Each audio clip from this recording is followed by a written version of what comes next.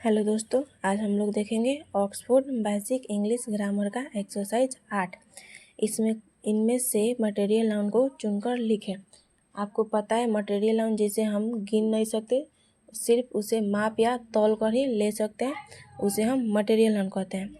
अब इसमें है बुक।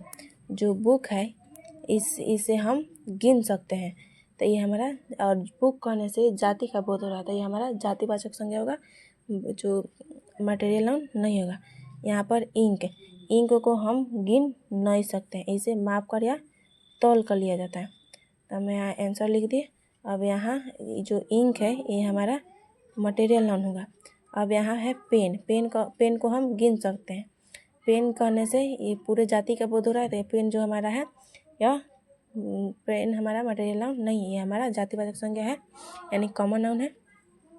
अब है यहाँ चेयर। जो चेयर है इसे भी हम गिन सकते हैं, इसलिए हमारा जो चेयर है वो मटेरियल नाउन नहीं होगा। यहाँ पे वुड यानी लकड़ी को हम नहीं गिन सकते, इसे इसे तौल कर खरीदा जाता है। तो ये जो हमारा वुड है ये हमारा मटेरियल नाउन होगा।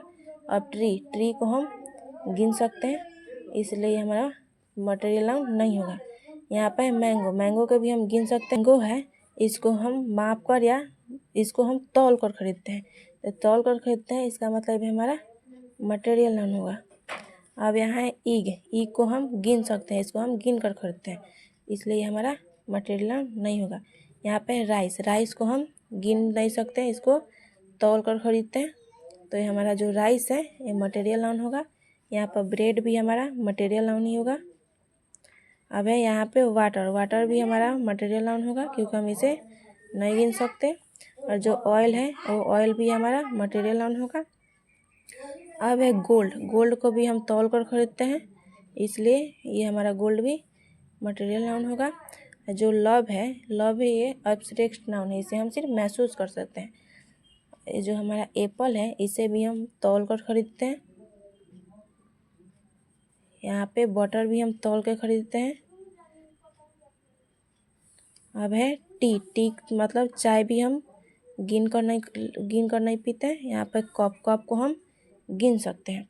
तो मटेरियल नाउन सिर्फ इतना समझिए कि जिसको हम गिन नहीं सकते, सिर्फ उसे माप कर या तौल कर खरीदते हैं, उसे मटेरियल नाउन कहते हैं।